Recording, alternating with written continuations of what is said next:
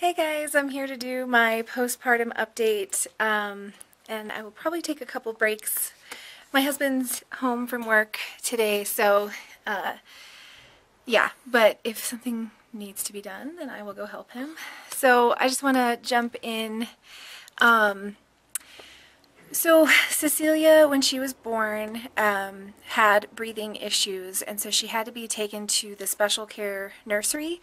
My hospital is so small that it doesn't really have a NICU, so that's sort of the NICU. Um, Doug went with her while they were removing my cyst and stitching me back up. And so he went with her, and I didn't see her for about 2 hours after they took her away. And Doug was holding her hand the whole time, and it was so sweet. And he was really pushing the nurses there, asking, first of all, how I was doing, because they didn't communicate anything with him, which could be frustrating. And it was frustrating because he wanted to know that I was okay, because our baby was not doing so well. So he was pushing skin to skin and asking nurses, how's my wife? I really want to do skin to skin. Anna does. She wants Cecilia with her immediately, and where is she, and all this stuff. And they just kept saying, oh, we don't know. We don't know. We don't know. So that was really rough on him. And they finally said, go get the head nurse or the pediatric doctor that was like overseeing the NICU special care nursery. And if she gives you the okay, then you can go ahead and take her to the recovery room. And then that's the time when I finally wheeled by and got to see him and the baby, and with all the tubes in her and everything. And so he was like, great, can I just pick her up and take her over because the room is right across the hall? And they said, absolutely not. You cannot pick up the baby. That's a liability. And I'm like, they understand that we're going to pick up our baby at some point, right? But whatever, hospital policy. So he had to wait for people. That was the frustrating part, is he had to wait for so many people in order to actually just wheel her in her little bassinet crib thing across the hall. And then he actually got to hand her to me for the first time. And I immediately took off my robe thing that I had on, and the hospital gown, and I put her on my skin and just cried. This part is kind of sad for me just because they took pictures of her on my chest for the first time, and I don't look like I'm present, like mentally present, because I was on so many drugs. They gave me a huge dose of some narcotic through the IV for pain for the first 48 hours, or like 36 hours, so almost 2 days. And right after that, I couldn't feel anything, and I was just sort of numb, and I felt like my eyes were glazed over, and I don't look like myself. I have no life in me. So I held her, and I know that I felt that joy, but it was different. It wasn't like, I don't know, it was less exciting. It wasn't that kind of joy that I was expecting. It was more just like subdued because I was on so many drugs. So she, immediately the nurses came in. Sorry, I'm looking at my notes. The nurses came in probably within the first 10 minutes of me holding her, and they said, do you want to try breastfeeding? And I said, yes, absolutely. Let's do this. I'm so excited. And they sort of put her on me without me sort of guiding what was happening at all. They were asking me, how does that feel? And I'm like, I don't know how it's supposed to feel, so feels fine to me. I don't know. And immediately afterwards, my nipples were cracked, bleeding. They were messed up. So I was really in a lot of pain. So they gave me lanolin, and what they said lanolin's really for is to slowly heal the cuts on your body, and it's safe for the baby to consume, so if, you know, you don't have to wash it off or anything. So they put lanolin, they gave me lanolin to put on my nipples, and I did that, and I could see that it was slowly healing, and yeah, still hurt like crazy. Another nurse came by and said, well, you have to be leaning forward in order to breastfeed. You want gravity to help you. And so I was leaning forward with no support on my back and some support on my elbows, but it was hurting my back pretty badly. And so I was trying to get comfortable, but I could never really get comfortable. The nurse then suggested, well, if you can't do this, then you should pump as much as possible because you're not creating milk yet. And she said it like that was an issue, but it was the first day, so it shouldn't have been an issue. I should have just been fine. So yeah, anyway, I started pumping and I wasn't getting anything, and then but they again said that in order to use the pump correctly, I have to sit on like the edge of the bed and lean forward so that my boobs were kind of like hanging, in order to help the pump out. And this was a hospital grade pump, so I don't know why I needed to help the pump out. Again, my back was hurting, and I didn't realize it was hurting so badly until I stopped taking the pain medication. So it was uncomfortable. The first night they were checking her blood sugar every 3 hours, and they wouldn't tell me why, and I kept asking, and then I kept insisting that they don't check her blood sugar because it was making her cry her eyes out, and I had my catheter in the first night, and so I couldn't physically get up to soothe her. She was in the bassinet, and I couldn't sit up, I couldn't feel my legs, I couldn't do anything. I could move them a little bit, but I really couldn't like get up and be an active parent. So I was like, can you not do that? And then they would talk to the other nurse, and then the other nurse would come in and explain to me that, you know, this is really vital because I was gestational diabetic. And I told her that I wasn't gestational diabetic, but that didn't help the situation. So they were like, just let us get good numbers, and then once the numbers are good, we'll stop bugging you. So that was really frustrating, and didn't get much sleep the first night. The nurse the first night was talking to me about breastfeeding and how what my limits were, and I was like, what do you mean? What are my limits? I want to breastfeed. Like, I don't want an artificial nipple in her mouth. I want it to be me. So no nipple shield, no bottle. Please just let me do it. And she's like, okay, so if your baby's blood sugar is crashing and it's below 40, what do you want us to do? And I'm like, obviously I want you to get her blood sugar up, and if I can't breastfeed, then yes, you are going to need to supplement. And she's like, okay, I just wanted to see where you stand. Like, she was testing me. So it was frustrating because it felt like she was trying to trap me into saying, like, I want to kill my baby. And why is that such an issue for you? No, I want my baby to thrive, and if her blood sugar is an issue, then I want to go ahead and give her supplement if she needs it. I don't know why they were so pushy with supplement from day one. Like, she was less than 24 hours old, and they were already trying to guilt me into supplementing. So I felt strongly, even in my haze, I felt strongly that they were crazy for even suggesting the supplementation. So that nurse ended up giving me like a nipple drawer outer to sort of pull my nipple forward slowly over time, instead of like I had a little squeezy pump one, and it would pull it out, but it would go back in like almost immediately. And this one was a long wear one, and so I wore it in between feedings, and then by the time I took it off, my nipple was sort of protruding enough. But it wasn't really working. She was popping off and not really latching.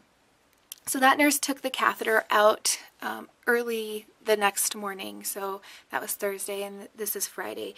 They took the catheter out, and they said, if you can walk up and down the hallway, then we will take care of the catheter and you don't need it anymore. And so you don't have to walk the full hallway, just show us that you're strong enough to walk.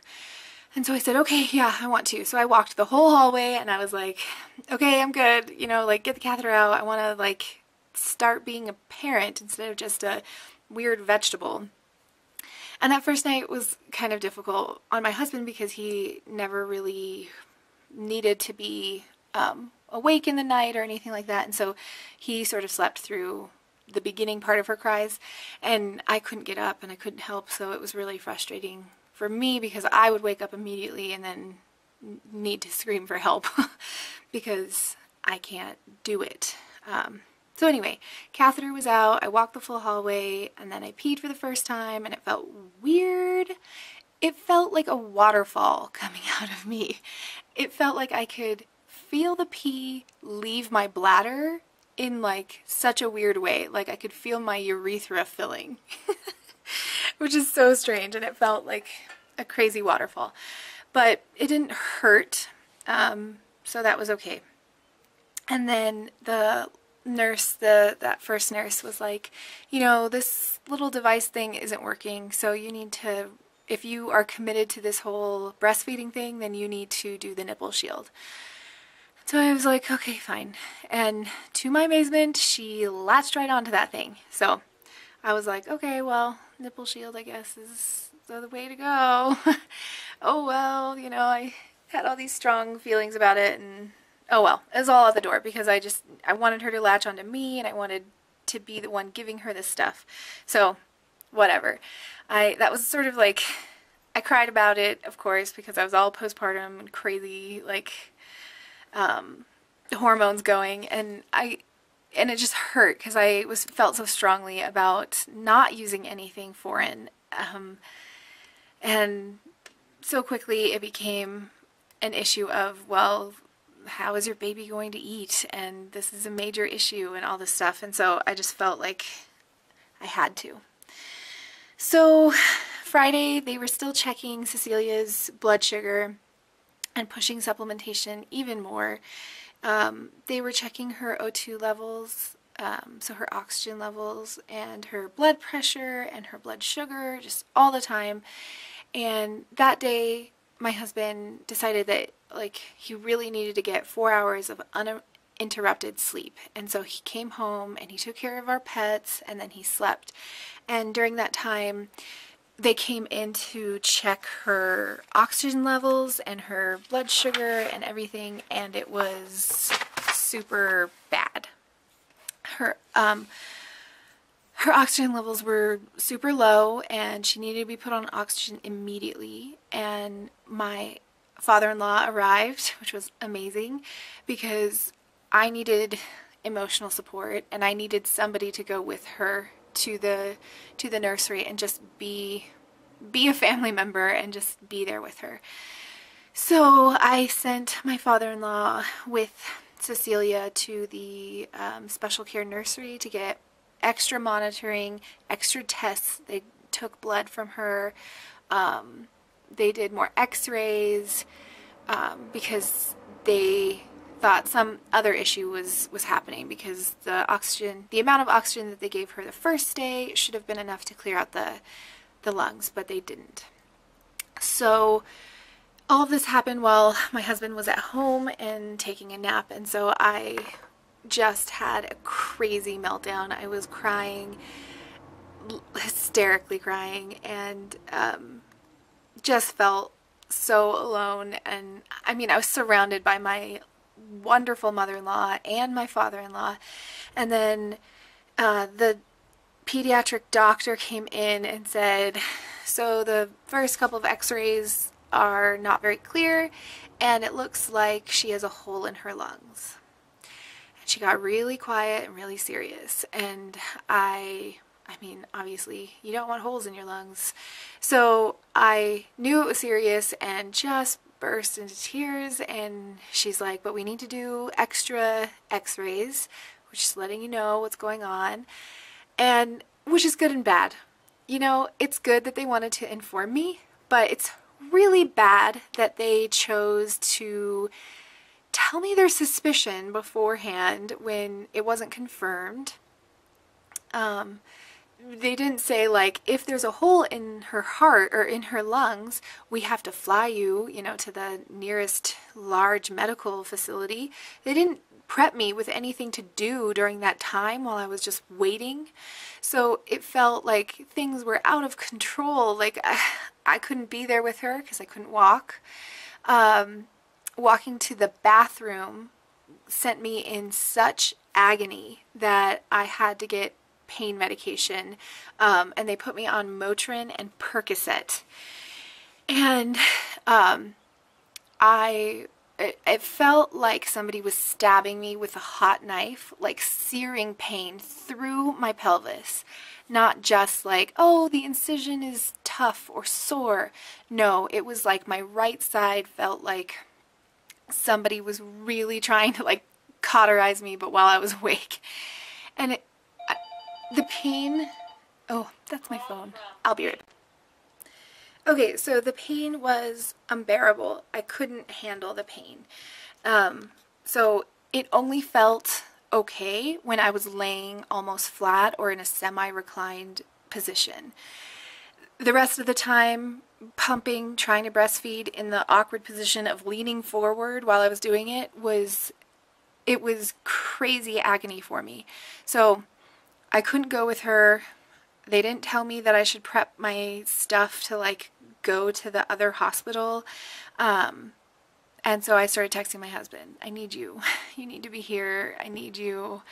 I can't do this alone. I need you here. So he came, and he's like, what's going on? And I was like, they took Cecilia because, you know, her O2 levels were bad, and, you know, your dad's with her. And it was so overwhelming, and I felt isolated to my bed, and I couldn't do anything. So they said, we need to keep her in the nursery overnight for monitoring, but we will call you when she gets hungry, which will probably be every 2 hours, 2 or 3 hours. And so they would call, and it was my job to get up and go walk to the special care nursery, which it was across the hall. I mean, a little bit, like 2 doors down, but across the hall. And that took me half an hour to make the trip 2 doors down and across the hall, to feed her. And by the time I was done attempting my breastfeeding with the nipple shield, I was in so much pain. I felt like I was gonna die. So I would try to lean forward like they told me, but I was in this really awkward chair, and the special care nursery was so small you could barely fit, you know, the 2 babies that were in there, along with the 4 adults. So it was such a small, cramped space, and I was dying. It was miserable. So I tried and did not succeed, and then they put like an SNS, which is like a supplement nutrition system, tube next to the nipple shield. So while she was sucking on the nipple shield, she would also get a tube in her mouth of formula to stimulate her sucking even harder, more, sort of giving her a taste of what she should be getting. They were checking her blood sugar still, and everything was fine there. And then, so she ended up getting like, I think between 15 and 30 milliliters, which is half an ounce to an ounce of formula. And I had to just let go of what I anticipated it was going to be like, because they were like, you know, if you stop now, her blood sugar is going to crash, and like scaring the crap out of me. So I really just did what I had to do and tried to deal with it.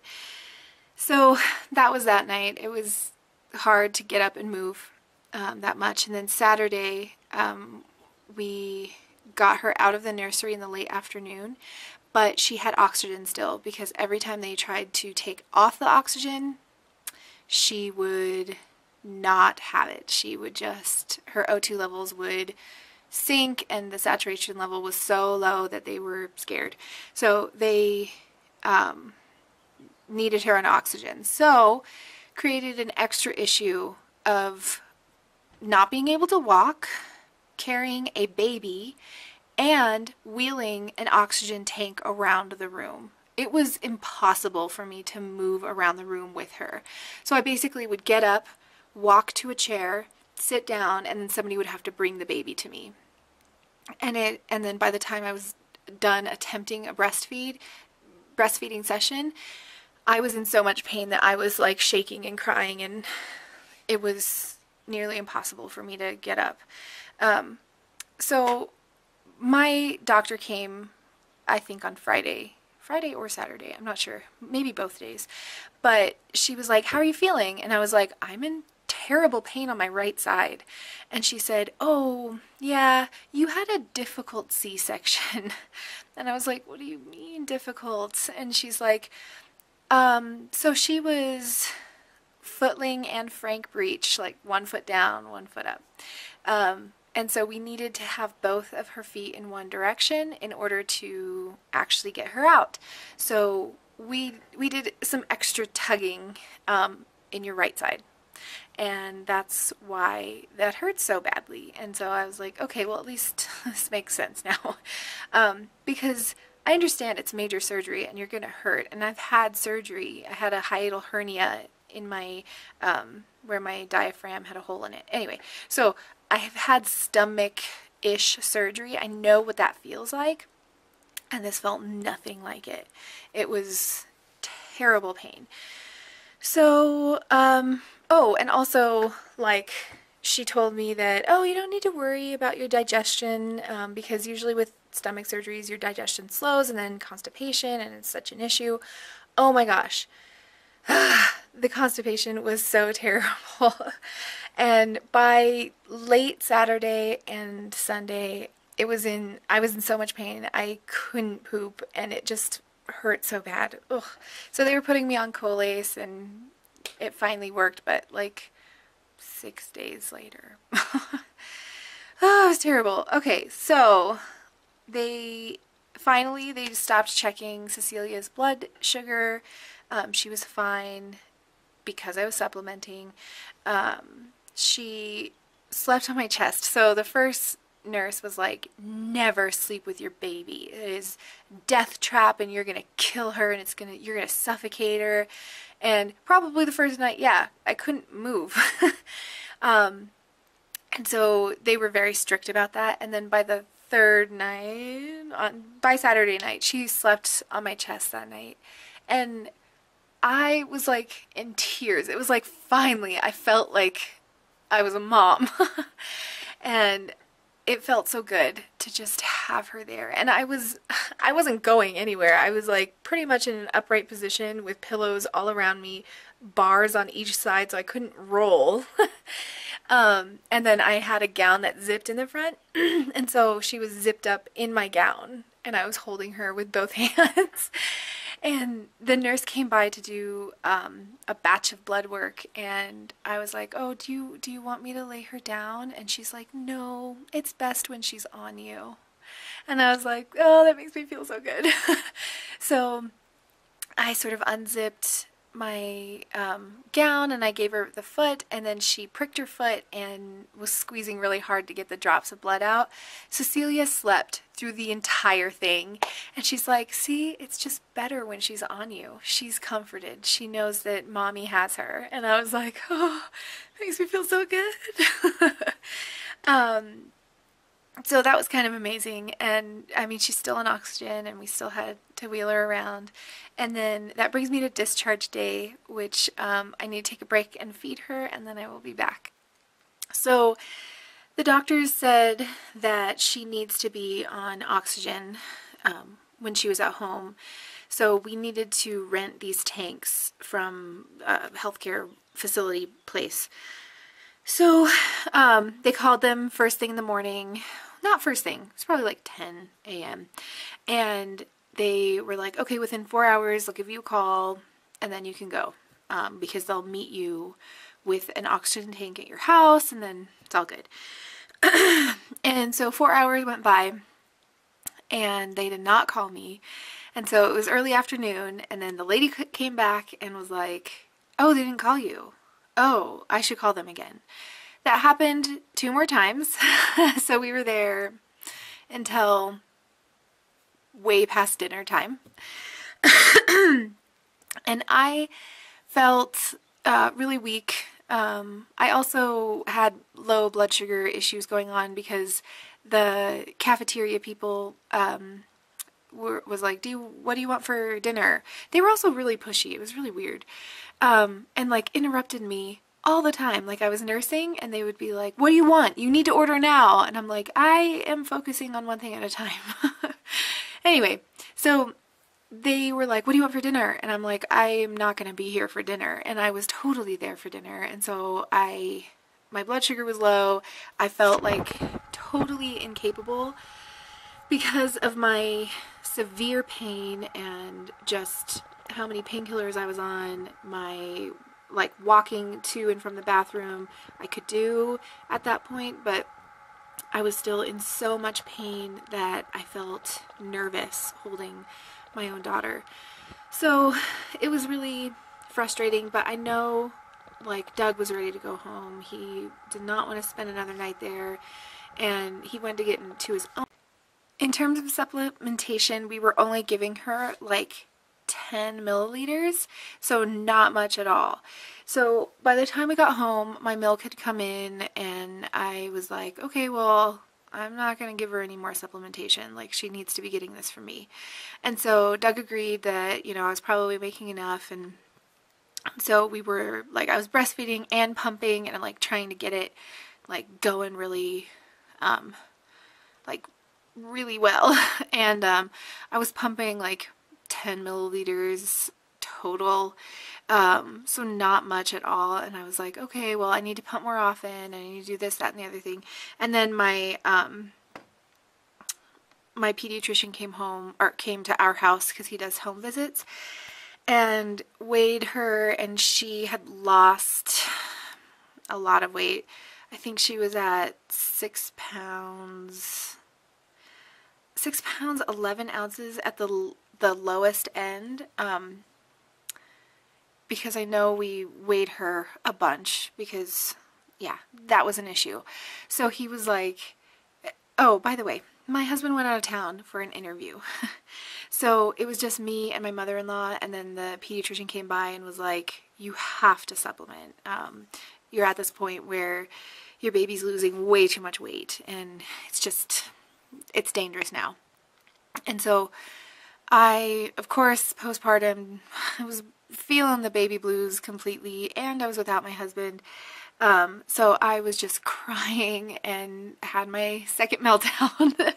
And so I cried a lot, and then I agreed that, you know, I didn't want to put my baby's life at risk, and that we would add in supplementation. So she was breastfeeding, I would pump, and I would give her supplementation. So she was getting like ½ ounce to an ounce extra at that point.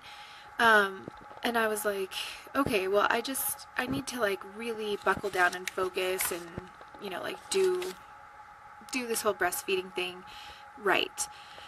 And I tried for a week to do it on my own, and then eventually I was like, okay, I need to see a lactation consultant because this is not happening, and I need it to happen because this was something that I felt very passionate about. And so I called up the lactation consultant, and I was really nervous because she said, I charge $150 for the first initial evaluation. And I was like, oh God. And I just thought, like, it's gonna add up so quickly because I'm gonna need to see her a lot, and she's gonna need to be around me a lot to like get the position right and to make sure everything was going just fine. And so she actually took sort of a medical history of me and realized, oh, this is medically not happening. She said that the prolactin levels, although could be high, need the receptors, the prolactin receptors, in order to actually create an overabundance of milk. So if one of those is off by anything, you don't produce enough. So she instantaneously was like, you need to take this herbal supplement. Just try it for a couple days. If you don't tolerate it well, because it could give you an upset stomach, then you can get off of it, but just try it and see. And it was called Moringa. And so I started taking Moringa, and after 2 or 3 days, I noticed a slight increase. So I was making like 1 full ounce every time I pumped. And I was like, oh my gosh, this is working.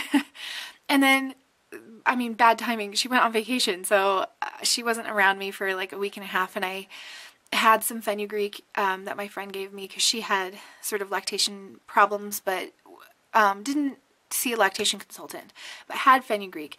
So I looked up Fenugreek, how much to take, and you know, like what the effects are. And the side effect of Fenugreek is your sweat smells like maple syrup, which I find hilarious, and I love it. I mean, I'm not like, ooh, I want to lick my skin. It's more just like, I don't even think I need deodorant anymore because I smell like maple syrup. Sorry about that. Okay, so I started taking Fenugreek, which added like 2 more pills 3 times a day.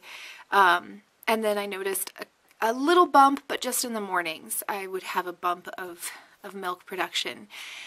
And then I looked online for like mother's milk blends and stuff like that, and I noticed that most of them have goat's rue and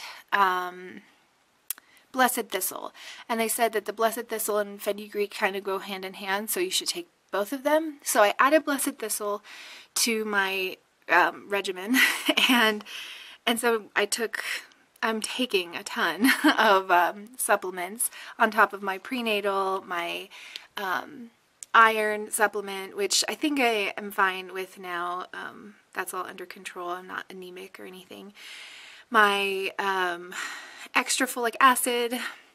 So I'm taking a bunch of supplements and hardly anything prescribed. I was taking levothyroxine for my thyroid, but I didn't actually have thyroid issues. It was just my fertility clinic wanted it to see in this very like low, like kind of below normal range, just slightly. And my husband looked that up and said, you know, levothyroxine, if you have low thyroid function, can actually decrease your milk supply.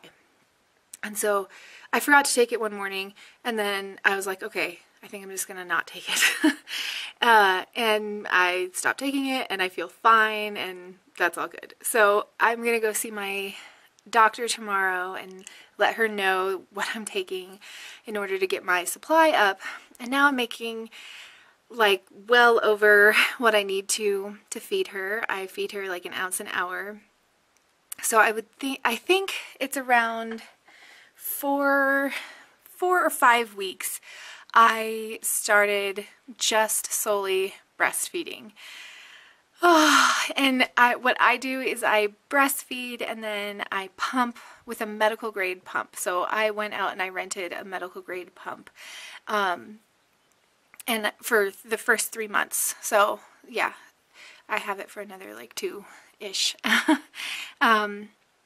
And that's supposed to have stronger suction, and it's supposed to like really empty out your breasts so that you are replenishing them. So as soon as I'm done breastfeeding, she gets burped by Dad usually, and then I put the pump on and I try to empty that out. And now I'm getting like over, I'd say probably around 2 extra ounces, 2 to 4 extra ounces a day. So enough to freeze. So happy. And she stopped taking the nipple shield around week 5. And she was latching just fine onto the nipple shield, but I found the nipple shield so annoying to use because it would constantly move and leak. And then I felt like, what is the point of you? If she's just emptying all of that milk into my dress or whatever pillow that's under me, it's not worth putting that on. So I stopped using it, and then all of a sudden she just latched. I mean, yes. It's amazing, and it doesn't hurt like it did in the hospital where my nipples were cracked and bleeding and terrible.